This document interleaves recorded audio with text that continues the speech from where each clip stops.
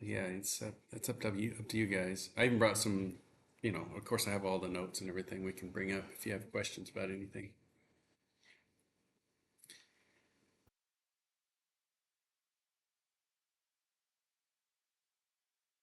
Okay, we're done. No.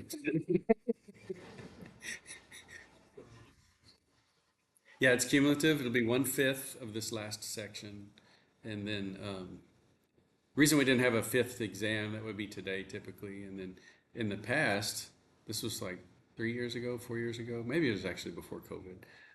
PChem, our class was the first final, and the last class was on Friday. So it would be Friday, Saturday, Sunday final exam. So I didn't want to do that to everybody to have an exam and then a final exam 2 days later. And so I decided to just push this last fifth of the course onto the final. So 20% of the final will be the nuclear stuff and the energy conversions and everything like that. I think just to grade it fast, it'll be Scantron. Yeah. Yeah. I have to look at it though. What do y'all want?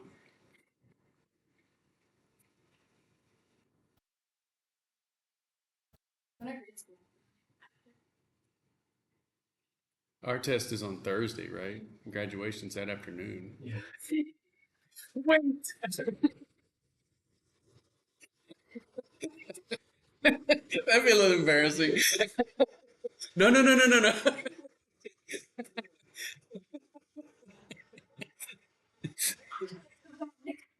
That's right. One more time. Yeah. No, my friend, he was a history professor at my last university, West Texas A&M, and he had a student that was um, like plagiarizing bad. This was before Chat GPT and all that stuff. He knew the writing style was different, and he had them review these books. It's history class. They read these books and they review it. And this student was was plagiarizing, and he knew it, but he couldn't prove it.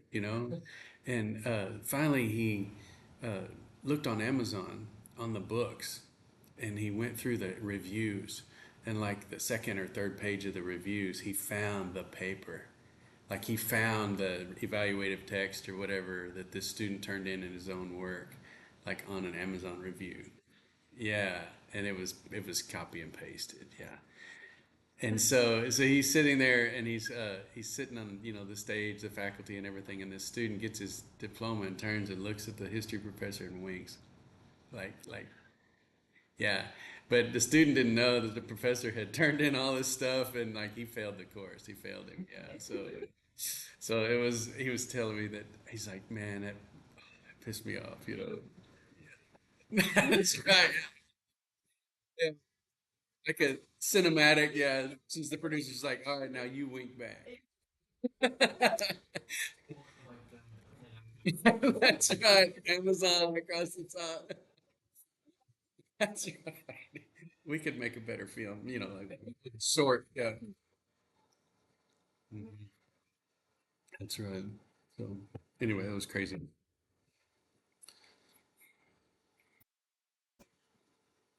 Scantron would be better. You'll get your grades real quick.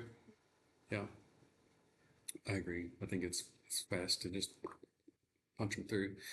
Um, it'll be very similar to the homeworks, so just study the homeworks and change the numbers and change the scenarios and stuff like that.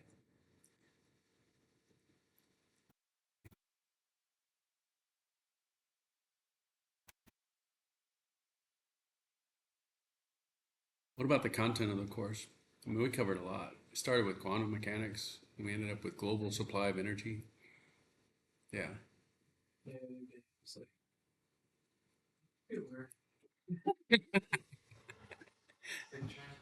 tell me something, please. That's a good deal. What did you learn? Yeah, it has. It went fast though, I feel. Yeah, yeah. Carnot cycle? Okay, sure. Let me see if I can I'll find those notes and I'll pull them up. Let's see.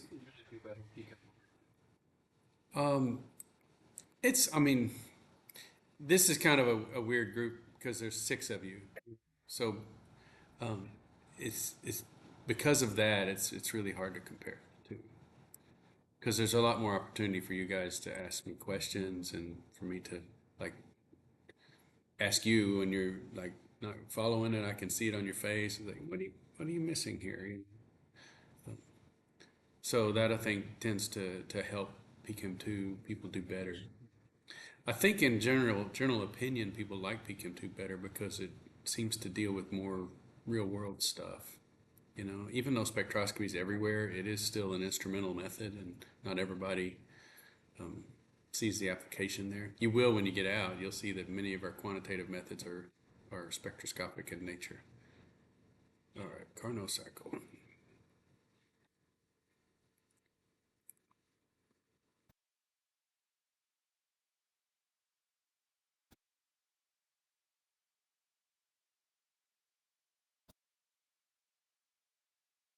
Okay, I'll just start. I'll start here, and you stop me and say, okay, let's talk about that. Does that sound good? Okay. So, can you see it? No, you can't see it. Very good. Okay. So this was, again, you should 100% recognize that the top and bottom of these cycles, these are width. Like, don't look at the key. Look at these. These two are the same kind of thing. Do you know? Yeah, these are the isotherms. You're looking at the key. I can see right. So, and then these two are the adiabats, right? So the AB leg is an isotherm. That's the hot isotherm. So both A and B are at the same temperature, at the hot temperature, and C and D are at the low temperature. That's the cold isotherm. And the arrows tell you how to get work out of this.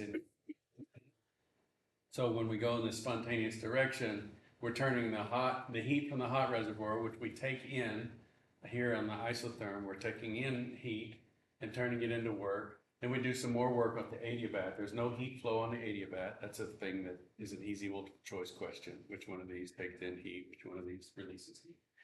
But then we're down now at the cold temperature. The temperature falls when we do the expansion with no heat flow because something's got to give. Right. So if we can't have heat flow into the system, then the temperature is going to fall when we're expanding. And then we compress it at a low temperature, which is easier.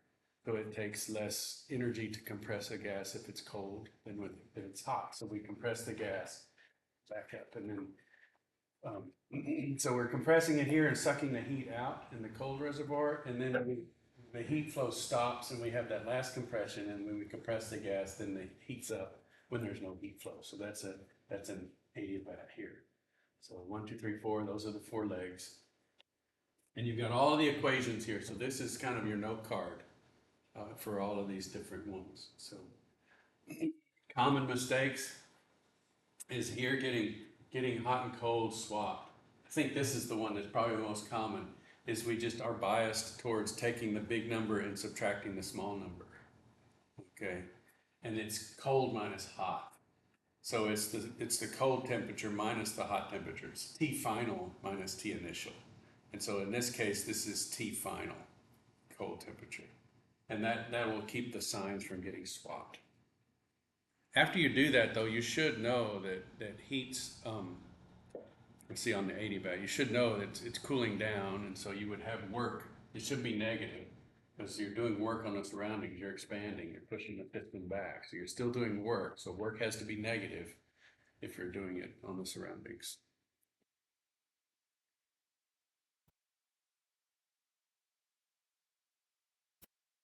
So I've blasted you with information. What questions do you have on all of this? Mm-hmm. I mean, this is the picture of the cycle, and these are all the different equations, but then to do this, you need to have the state variables, and so that's the whole thing with the state variables table, is this right here. You know, working your way through points A, B, C, and D, you know. So we had the equations for the there VA from the displacement and the compression ratio. So the equations are right here in the notes. We did that, I think it was a Mazda engine or whatever. And so we had the displacement delta V was a 2.5 liter engine, and the compression ratio was 9.03. And so with those numbers, then we were able to get VA. And then VC is VA plus the displacement. So this is the minimum volume. Then we have the delta V. So the minimum volume plus the delta V gives us the maximum volume of VC.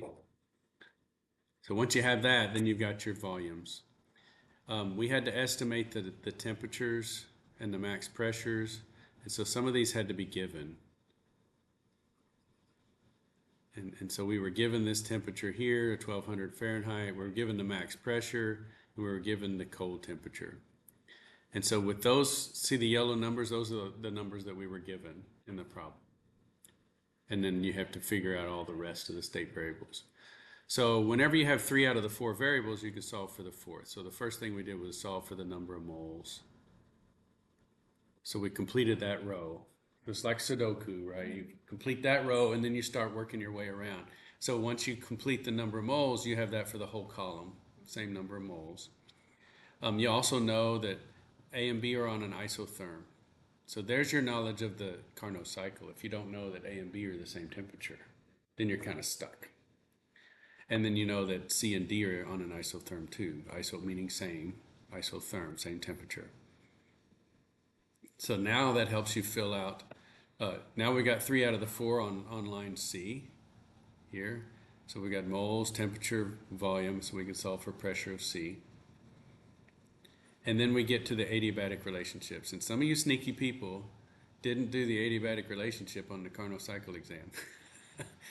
Okay, so you figured it out a separate way. I don't remember who it was, but I remember saying, man, I tried to set this problem up where they had to do the adiabatic relationships. And maybe they looked at the plot and they're like, okay, this is, let's see, 60. Yeah, so here, they didn't do the adiabatic relationship. They looked at the plot and they're like, that's about 62. Right? And I was like, well, good on you for being clever, but you're supposed to use the gammas, right? The whole gamma thing and the CP and the CV, because that's part of why we were so intent on learning the equipartition CP and CV stuff, because it's important for heat engines and other things. But that's a really good piece of information, knowing how to calculate CV for a working fluid. So if you used the adiabatic relationship, you've got to use the isotherm, or not. You got to use the thing that's connected by the adiabat. So B and C are connected by an adiabatic relationship. And so you've got to use the temperature at B, the temperature at C, and the volume that you know. You know VC. So you know all 3 of those things. And you know CP and CV. So you have all the information you need to calculate VB. It's just a little bit of a complicated equation, but it's not that bad. Yeah. And so then you can get the volume of B. And now you have 3 out of the 4, and you can solve for the exact pressure, 62.12 atmospheres. So you can't estimate that from the chart, but maybe that's what I'll do. Maybe I'll put such a specific answer on there that if you do it by the chart, well, it'll all be 62, but yeah, it's like you got to get the decimal places right using this. I probably won't do that though, because it's exponential, and if you take like 1.5 versus 1.53, or whatever, you're going to get a massively different number.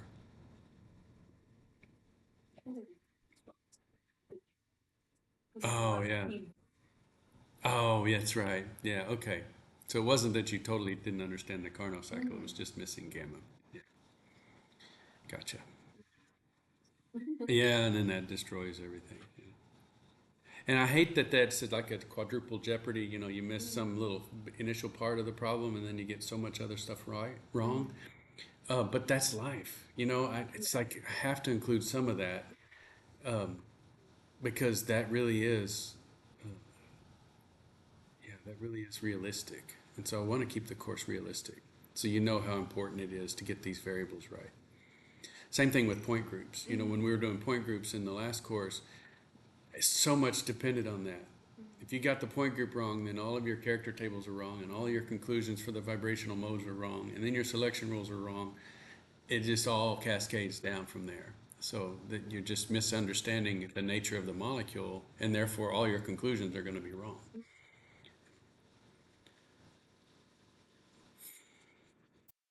Okay, good. Well, I feel like we helped you. Good. Okay.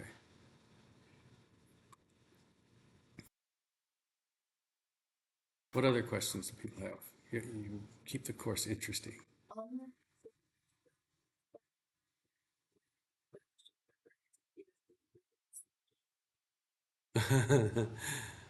I shouldn't have to be honest. Yeah.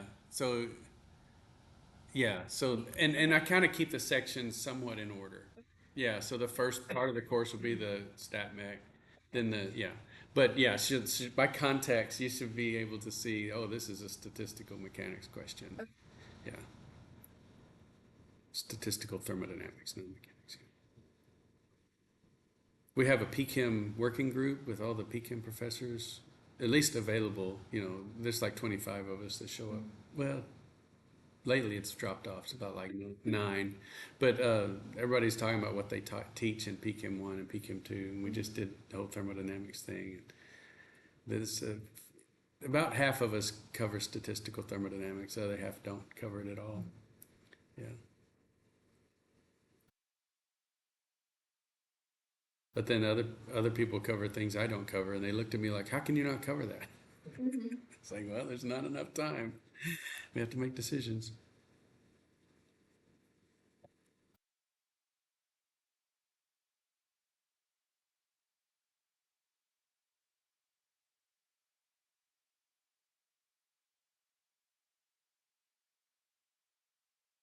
So, in terms of trying to think of a question, think about what you felt uneasy with. What was your weakest point in the semester? Like you just did that with the Carnot cycle. Yeah.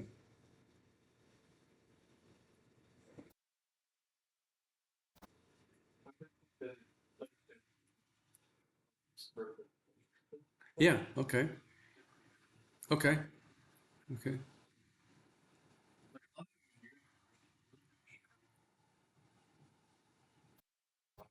Uh huh.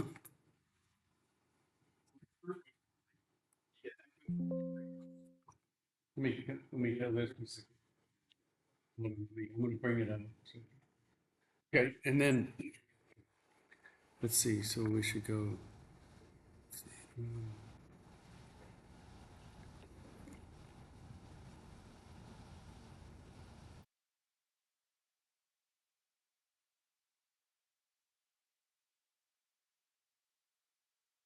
This is just a few of the problems here. Are these some of the ones that you were talking about? Or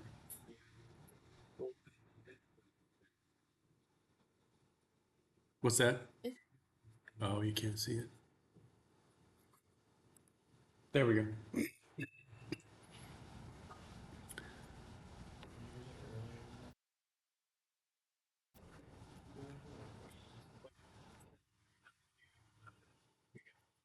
Okay. Yeah. So I'm telling you, like in this case, I'm telling you that the amount of energy it produces.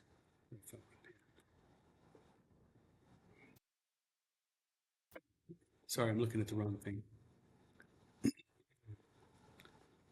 Okay. I went ahead and just left the work on here just so we could maybe save some time if there were lots of questions.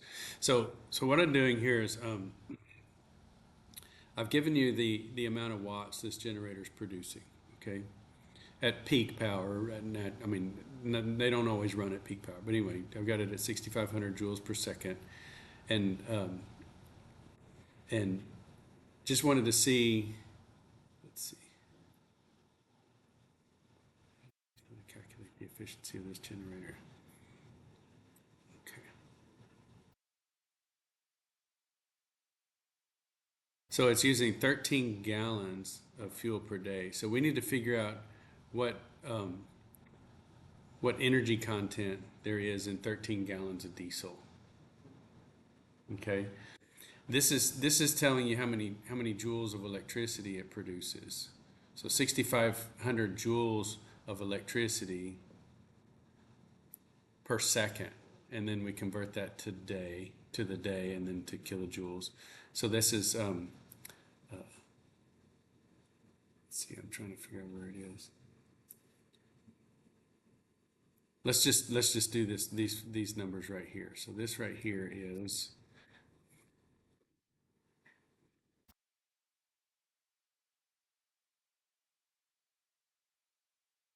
6,500, 3,600 times 24 times, it's 561 million. So we'll do 1,000 divide. So that's 561,000 kilojoules. So can we see that anywhere up here? Yeah, it's right here. So this is the electricity that it's generating. Do you see that? How that's, yeah, so that's electricity. And so that's sort of what we want. So that's the part. How much energy was in the diesel itself? So from combustion of diesel. So up here in the earlier problem, we had the Cursor to calculate the enthalpy of combustion of diesel. We call it dodecane. It's just one we can use for the formula, and so we end up with 7,490 kilojoules per mole. We convert that over. We got to use and then we calculated the specific heat.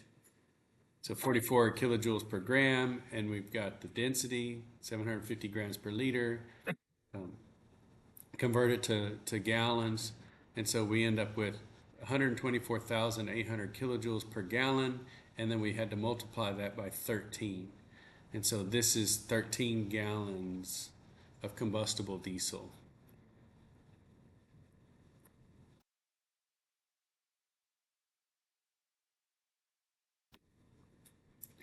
Per day, right? And so this is the heat the chemical heat that diesel generator is burning from combustion. So we're taking, what's that? The 100 amps and 120 volts. That doesn't. It's not necessary. No. Mm-mm. Is that what tripped you up? Yeah.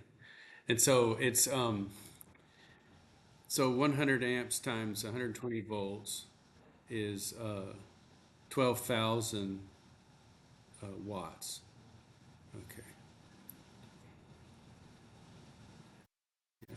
But that's the sort of the max. 100 amp breaker at 120 volts. That's like the maximum. That's like if that whole breaker box was full of circuits and everything was running at their top, pulling as many amps as they could, you could stuff 100 amps into the house at 120, and so that would be the max. But most of the time, you can sort of bank on half of that, and so half of that is 6,500 watts.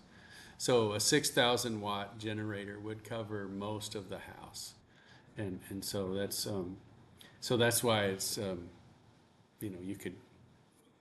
It's pretty good that you could get that for $2,400, and this was pretty old price. So yeah, so you just need to use the 13 gallons of fuel, and so we're using this number here. Yeah, 12,000. 124,800 kilojoules per gallon. So I kind of walked you through it, and we did diesel up here in terms of kilojoules per mole, and then we converted it to grams, and then we converted it to gallons, and so that sets you up for the 13 gallons. So that's the energy content of the diesel fuel. And then this is the 6,500 watts of electricity, so that's where we get the 561,000. So just to kind of show you, we got like a comma there and a comma. So we got 1,600,000 kilojoules per day in the diesel fuel. and we're only getting 500,000 kilojoules per day out of the generator, but that's still coming in at around 35% efficient. And so that's pretty good. Compare that to the electrical grid, which is 31% efficient. So we could save a lot if we ran everybody's house on diesel generators. Now, why don't we want to do that? I mean, that's more efficient. We're using the fuel. We're getting more electricity out of the fuel than by using a centrally located power plant. But there are other factors other than efficiency. So what other factors would make this a horrible answer? Emissions. So then we have diesel generator emissions at every house. So air quality, locally air quality, um, it's more difficult to, like at a central location, we can scrub that stack and use industrial scale methods of trying to manage the emissions at the single source. So distributing that source of pollution may be a problem. And then noise pollution is a thing. Yeah. So our neighborhood is pretty annoying. We lose power all the time because we have trees, we're in the forest, right? So those trees, when the wind blows, will short out the power line and pop some breaker on some transformer and the power will go out. And then a lot of our houses in our neighborhood have changeover to backup generators. So the power pops and then the generators come on and it's really noisy in the neighborhood. So it's like we're surrounded by 3 generators. So this, maybe we could do better at dampening the noise in some of those, but yeah. So anyway, we've chosen, I guess, as a society to go with centrally located power solutions.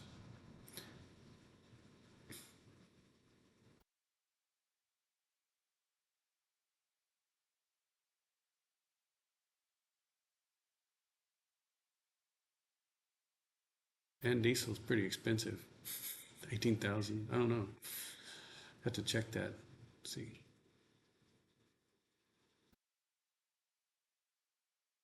The solar panels up above, I think, were coming in at 24,000 or something for a house. At least in the notes, they were 24,000. But now the price of solar has really come down, and it's around 5,000 to 6,000. And so that's coming in under the diesel cost. And so now they've sort of swapped position. The solar panels are cheaper than running a diesel generator. It doesn't add into account the battery cost if you had a whole house battery. Let me Google real quick what a whole house battery costs while y'all are thinking of another question.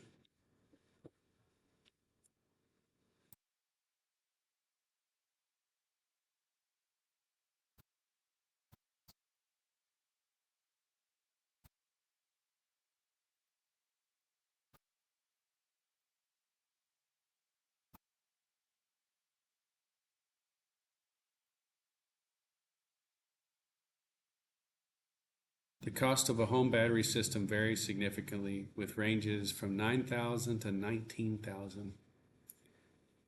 The price can fluctuate based on the capacity, brand, and whether it's part of a new solar installation or added to an existing one.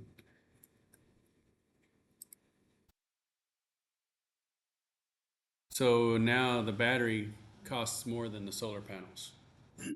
So you may be focusing on the wrong thing. You're like, oh, I'm going to go solar. They've really come down in price. And then what are you going to do at nighttime if you're trying to go off the grid? Yeah.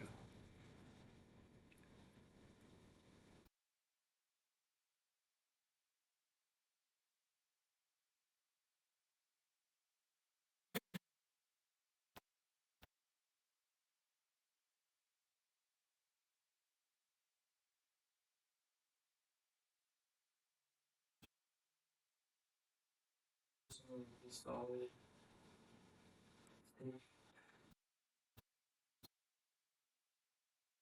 Okay.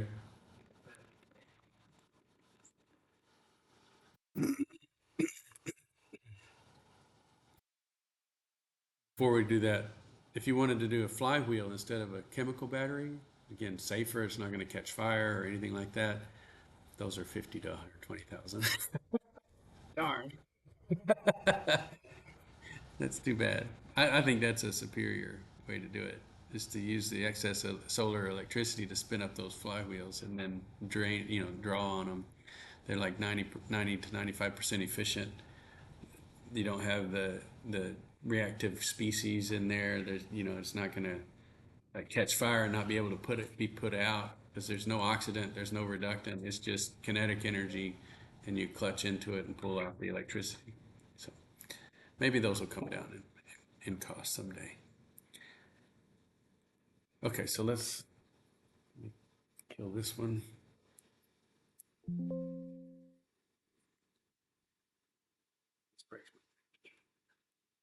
Okay, the solid state phase diagrams.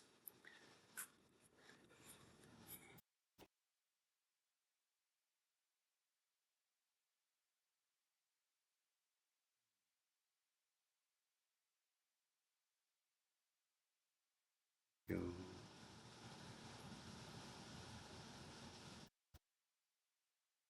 PX.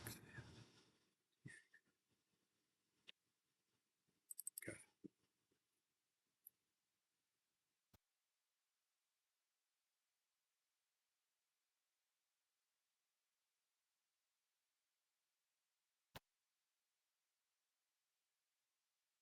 Let's get past these and get to the solid ones. It was Easter time, remember? Let's go to the experimental ones so we don't get stuck in just rehashing.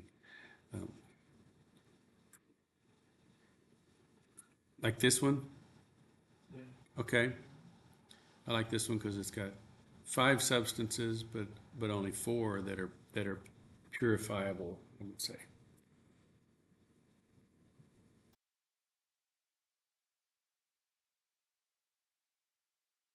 So if I dropped you in right here, let's just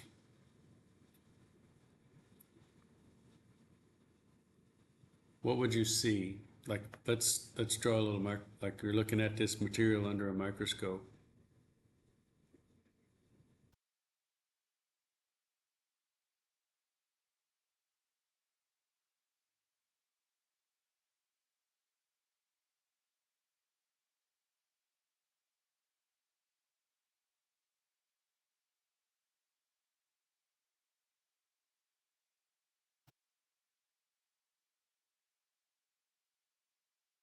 So first of all, tell me the proportions. First, well, let's see. What are the two? What are the things that you see in this diagram? Like, can you um, you're going to see 2 different substances.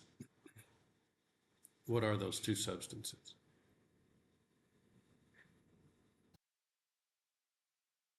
Yeah, so it's made up of calcium and silicon, but we also have these other species here. And so in the solid phase, we have these other species as possibilities. Okay. So if I drop you anywhere in, you've got to draw horizontal lines until you hit a vertical line. And so you just go straight to the left and the right, and when you hit a vertical line, you stop. Okay? And so this under the microscope, you see domains of silicon and domains of calcium disilicide, I guess, Si2, CaSi2.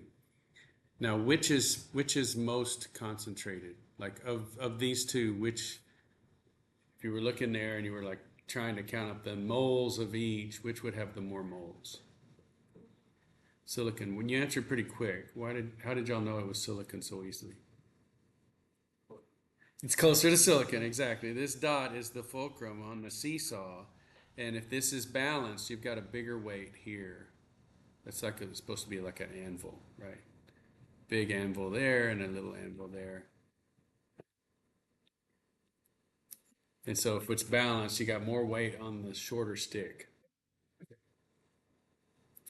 So I don't know, you could decide which one of these has more area, but let's say this is silicon, and I'll say 2/3. Does that look like a third, or does it look like a fourth? Let's say 2/3 and 1/3.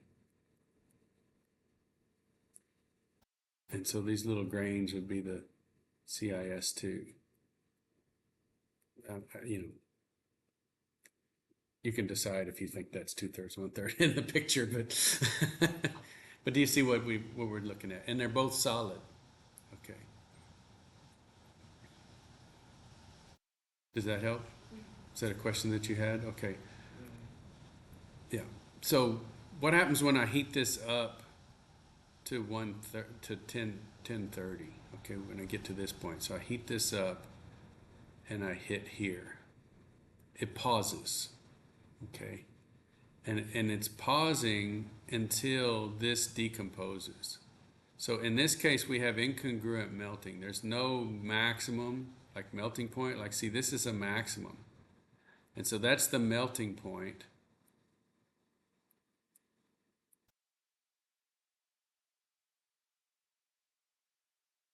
CASI. And this one is the melting point of this guy here.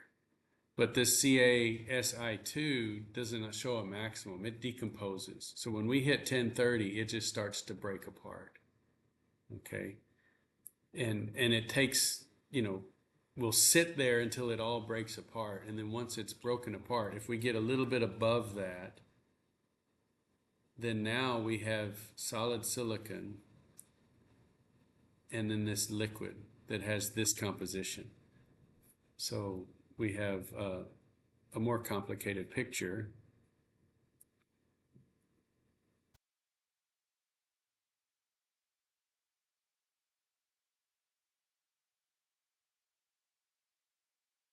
Just draw a bunch of little precipitates. This is silicon. Okay. And I'll draw a meniscus.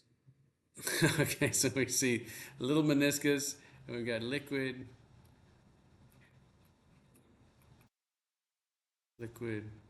Ca plus Si, liquid,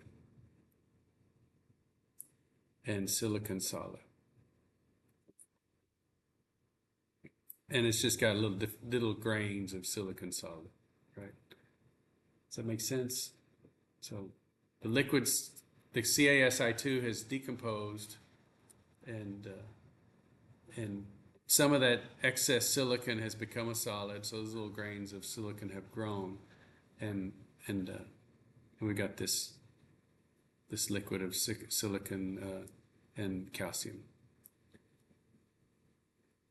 So this blue line here is liquid.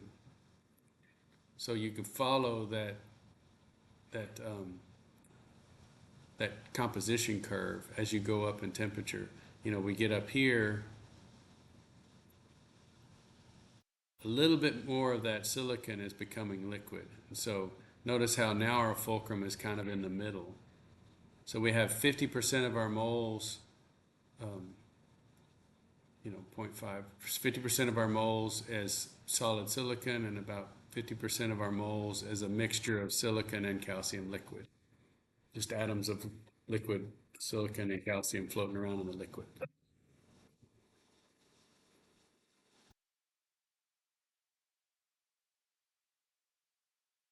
As we continue to raise the temperature, we get right up here, right below that line, and almost all of the solid silicon has melted away.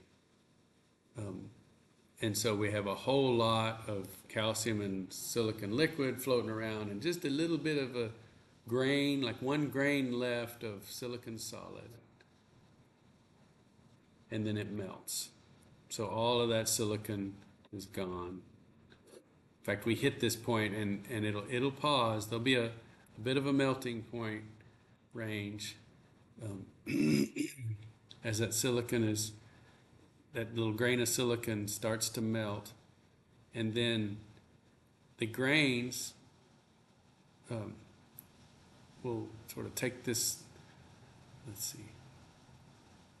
It'll pause right here, and then it'll melt, and then it'll be gone. So as soon as that last little bit of silicon melts, then we are all in liquid calcium and liquid silicon. But if you were to measure this melting point, it would come in under the pure melting point of silicon. It's like this is the highest temperature. for a silicon-rich substance. If it's pure silicon, it'll come in right here. If it's not pure, which we're not pure, we're at 90%. So we have 10% calcium in the system. And so we would see a lower melting point because it's not pure. But we would have started to see liquid here at 1030. And so if we were doing like a melt temp, it's a high temperature melt temp. Okay, at 1030 we start to see some wetness. And this whole range from 1030 all the way up to almost 1400, it's wet and wet and wet. And so we might still see some grains, but then at that blue line, when we hit that blue line, that last little grain disappears and it's all liquid now.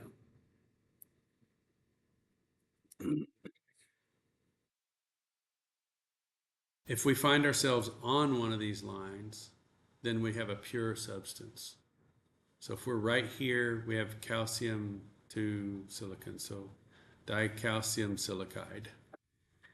And it has a melting point of 1314, so it will just stay solid all the way to the top, and then it'll melt very sharply at 1314.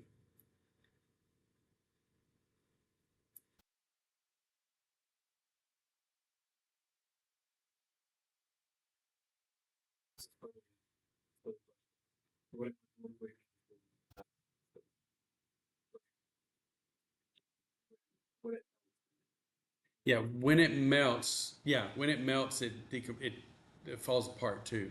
Yeah, so it would just go into a liquid that's 2/3 calcium, 1/3 silicon, but those atoms would be free. The only time you have any solid substances is and a liquid would be when you're off this line and you're like right here. Half the moles are pure solid silicon, and the other half of moles are this mixture of calcium and silicon in the liquid phase.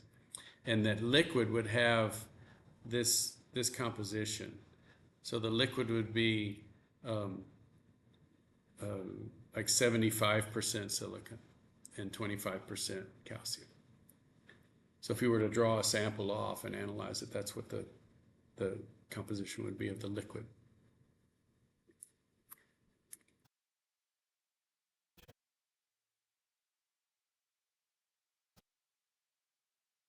This one here, incongruent melting. Is that what you're talking about? Eutectic? Yeah. Okay, so all of these minima are eutectics. So like right here, this is a eutectic. And it has a melting point of 1268 and a composition of 40.2. So it's very specific.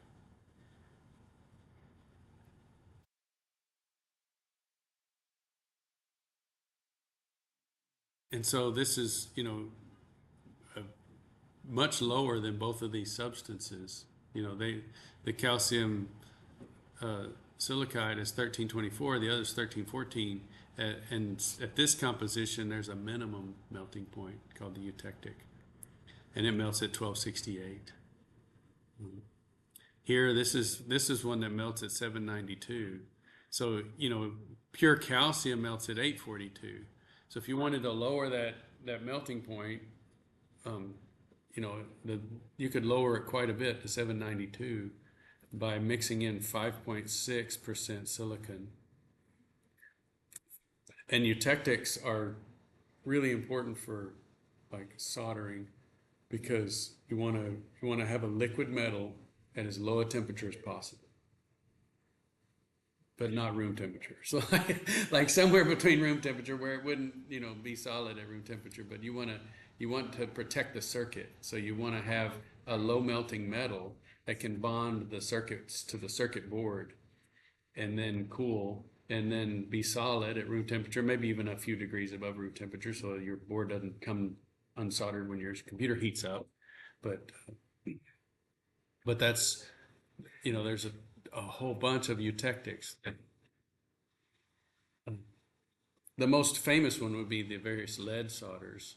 It'll be lead and tin and antimony all mixed in there together. It's some eutectic that melts really low, and then you can do soldering. Yeah. That's the place I've come across it the most, is these solder pastes have a eutectic composition to have really low melting points. And then they have the lead-free solders because, again, the vapors, you don't want people to get lead poisoning. So they try to go to non-toxic metals and still find a soldering solution that is still low temperature. They started mixing in silver, which was less toxic to people, but then too expensive. And so you had silver solder for a while that was lead-free. Then, naturally those companies are trying to find a better solution that's cheaper and still non-toxic and still has a good melting point. There's a whole lot of things that go into it. And these solid phase diagrams are key to finding those things. And so you could imagine that you start, let's say you started with a 20% composition, 20% silicon, 80% calcium, and you get to this point, and at 792, you get a pause, like something's melting, and you start to see a liquid grow. Okay, and then once that liquid forms, you formed a eutectic, you just don't know the composition of it yet. But you know the eutectic temperature is 792, but you still see some solid. So above this point, you're going to see solid dicalcium silicide and that liquid. And so then you just keep going until the solid disappears. And so you've got a data point on there when the solid disappears. Then you try a couple more. Maybe you go to 10%, right? And you do that and you see the 792 again. You get that eutectic pause. You're like, okay, that's the eutectic temperature. But I still see solid grains of this substance, and you keep heating it up until that solid disappears. And now you got a second data point. That's all you need, right? So then you can take this line and extrapolate down until you hit 792. When you hit 792, you see the composition is 5.6. And you're like, that's the sweet spot. So then you make that up and you're like, yes, I see it melt and I don't see any solids. So I'm right on the eutectic melting point. So it's a sharp melting point. And if you're right on that composition, then you don't see any residual CASI or calcium. If you're on the other side, you have too much calcium and you would see solid calcium for a little while. And so that would be the way to do it. So a couple of data points, you could find the eutectic point. Of course, the line is not a straight line, but in something this steep, you could estimate it with a straight line and get pretty close.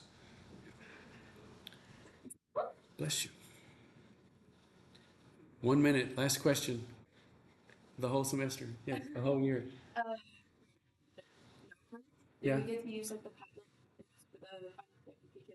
Yeah, you can use all 4 of your other note cards and make a new one. Yeah.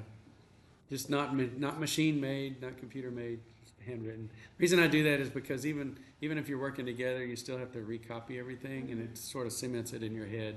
It's way better than someone just taking a photograph and printing it on a computer. Then so what? You've got someone else's note card, but you don't know what's on there. The making of the note card is the learning exercise that I'm after. And so if you don't make your own, then you've totally ruined that whole exercise. All right, it's been a great year. You guys have been fun, and I'm glad we had this time together.